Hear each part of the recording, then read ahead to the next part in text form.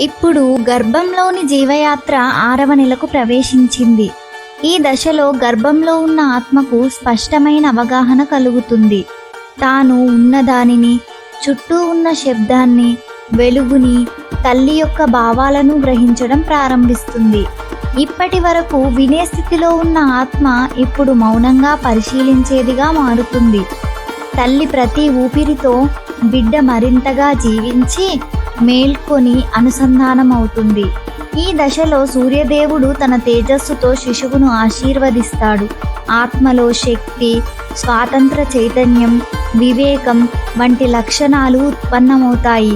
ఇప్పుడే శిశువు ఇది శుభమా, క్షేమమా అన్న ధర్మబీజాలు తనలో కలిగించుకుంటుంది.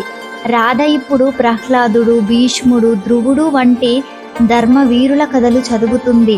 ఆమె గలం నుండి వచ్చే ప్రతి పదం గర్భంలో ఉన్న శిశువుకి ఒక శ్రద్ధ పాఠం అవుతుంది. గత జన్మల అనుభవాలు, అసంపూర్ణ కోరికలు మరియు ఈ జన్మ ప్రయోజనం ఇవన్నీ కల రూపంలో ఆత్మకు కనబడతాయి. తల్లి ఊపిరి, గర్భంలోని మౌనం మధ్య ఆత్మ చిన్న చిన్న దివ్య స్వప్నాల్లో తేలుతుంది. ఒక రాత్రి రాధ తన కలలో ఒక పద్మంలో ధ్యానం చేస్తున్న కాంతిమంతమైన శిశువును చూస్తుంది. ఆ కళ ఆమెకు తెలియజేస్తుంది, ఈ బిడ్డ కేవలం పుట్టేందుకు కాదు, చైతన్యం మేల్కొలుపుకు సిద్ధమవుతుంది.